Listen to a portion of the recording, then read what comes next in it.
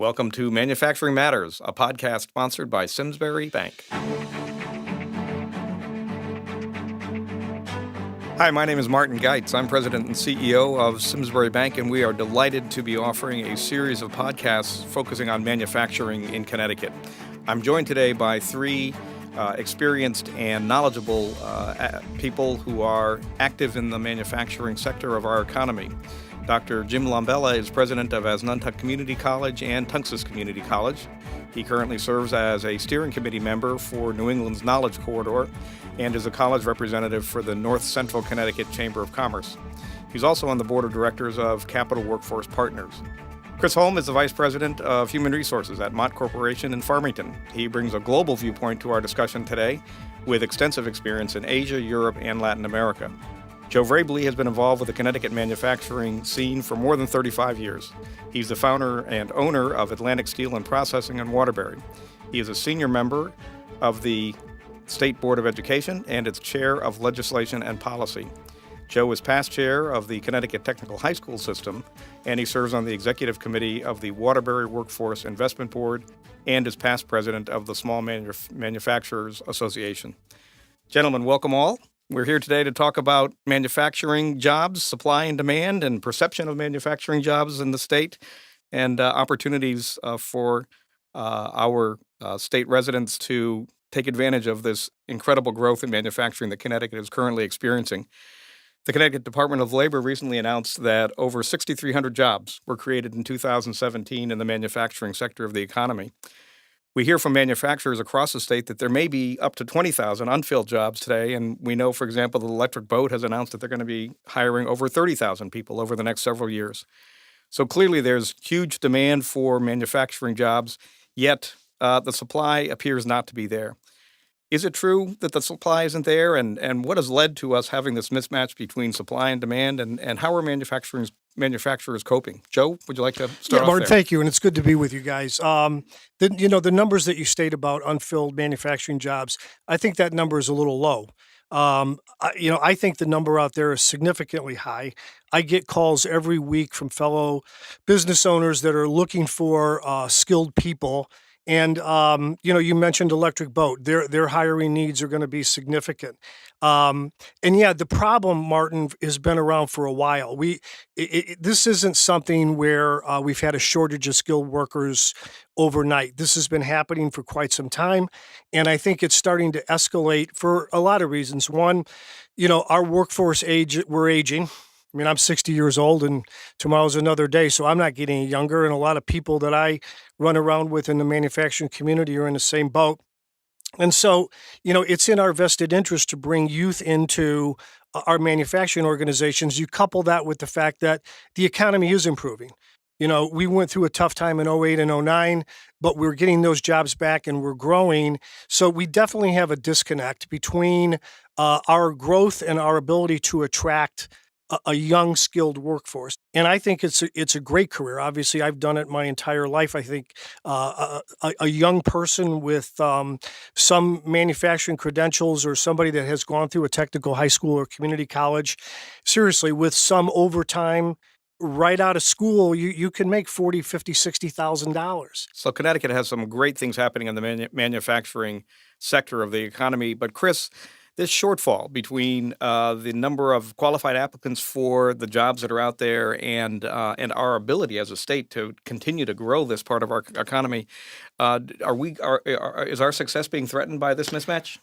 Our success is being threatened. I think that, to Joe's point, we have some great opportunities that our sector has to be much more proactive in communicating. We can attract people to our sector readily. We have excellent intellectual challenges for young people. We have excellent earning challenges. We have excellent career challenges. And, we can, in fact, bring strong careers to a very young demographic, quite frankly. And this is not inclusive of the college-educated demographic as well. But an empty seat is 0% productivity. And manufacturers in Connecticut, we're strong, we're growing. So we need that productivity. So we have to work very, very hard to attract talent. And I think many companies like Mott, Joe, like your organization, Dr. Labello, the people that you are preparing, we're all in this, but I don't think there's enough of us that are in this from a promotion and quality of life standpoint that we can actually bring to this demographic. Yeah. During the last 40 or 50 years, both in Connecticut and nationally, the manufacturing sector of our economy has generally contracted, while other parts of the economy, the financial services sector, the information technology sector, have grown. And I wonder, is there a perception problem out in the marketplace for manufacturing jobs? Because the folks who are creating websites and the folks who are doing other sort of service jobs seem to get a lot of attention, yet the manufacturing sector, I wonder if people are thinking about it the way it was 50 years ago instead of thinking about it the way it is today. I wonder, Dr. Lombella, if you could talk a little bit about the perception challenges that maybe we have for manufacturing careers. Certainly, and thank you, Martin and Chris and Joe. I'm thrilled to be here today. I have been on a personal campaign for almost 9 years now with the higher education system to really change the perception of advanced manufacturing technology in the state of Connecticut. I'm told that people still feel manufacturing is dirty, dark, and dank, and dangerous. I was with a group of students the other day, and I asked them to raise their hands of how many of them had a parent or a guidance counselor actually suggest they go into the field of manufacturing. And I think out of maybe 40, 50 individuals in the room, 2 raised their hands. It truly is. We need to change the perception of the opportunities in advanced manufacturing. I tell parents every day, and I tell educators and guidance counselors as well, manufacturing is not dirty, dark, and dank. Manufacturing is robotics. It's high tech. It's touch screens. We need to get more students involved in tours of manufacturing companies. We need to get more students involved in exposing them. One of the things that we're doing at Nuntuck, and I actually do on my operational dollars, is I send out 3 instructors to 5 different school systems, and we're touching over 2,000 youngsters at this point, starting in the sixth grade. And in those school systems, we put tabletop CNC machines, we put CAD and CAM software packages, blueprint reading, 3D printers. And just like we've done for years with home economics and woodworking, these students are now being exposed to all of these advanced manufacturing. And the thought process really is that they're bringing home projects from 4th, 5th, 6th grade, all the way through the 10th grade. They're bringing home projects to mom and dad are seeing what a 3D printed object looks like and what they're creating on a CNC tabletop machine and so forth. And hopefully that's going to help change the perception. And in the 10th grade, these students can then join what we call our 5th year model. So they can earn up to 30 college credits, both academic and technical credits, by the time they graduate high school. So already having a half of an associate degree in their pocket, they come to Nuntuck for 1 additional calendar year, spring, summer, fall, finish off their associate degree in advanced manufacturing. We're currently busing in about 200 students from high schools daily to Nuntuck. And I'm fortunate that the state has put about $40 million into Nuntuck in the last 2 years. We have a brand new advanced manufacturing technology center, 27,000 square feet, to walk out on the production floor and see 100 pieces of equipment, 70, 80 students in action learning on CNC machines, lathes, Bridgeports. It truly is. In my mind, I look at it and say, this is what we need to do, but we need to do it times 10. We've been fortunate as Nuntuck to share the curriculum with 7 other community colleges at this point. And we're growing it as fast as we can, but I'll tell you, every day my phone rings from manufacturers looking for students. We have a 98% job placement rate coming out of these programs. The students have jobs before they even finish their internship.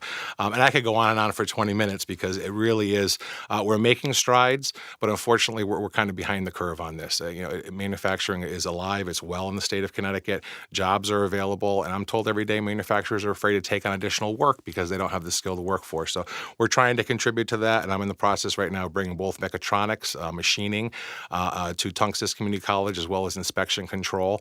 And, these students are, and I see it every day, getting jobs $50,000, $60,000, $70,000 a year. I had a student come up to me the other day and tell me she's now a team leader with Pratt & Whitney. She's earning over $70,000. And she said, President Lombella, I want you to know I just put a down payment on a house. And I looked at her and I said, did you stay over the Massachusetts border, or are you now in Connecticut? She said, I put a down payment on a house in East Windsor, Connecticut. Yay. So there's a little example of kind of showing the migration that we're helping pull people into the state. But a lot of our workforce does come from Western Mass, and Connecticut sits 2 miles, or as Nuntuck sits 2 miles on the border from Massachusetts. So a lot of our workforce A lot of our training comes from there too. And when I'm finding those individuals are then moving to Connecticut. So, so many different levels of manufacturing and opportunities here in Connecticut. But those are exciting. Those are great. Well, I thought your examples also of things you're doing with students to have them, bring home and share with their families and parents, what they're learning in school is really a great way to change perceptions. The technical high school system in Connecticut is 105 years old, and really one of the most developed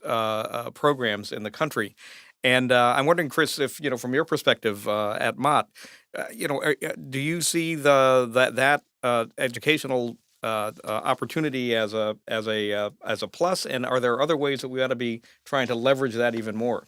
We see the vocational education system here at the secondary level as absolutely critical.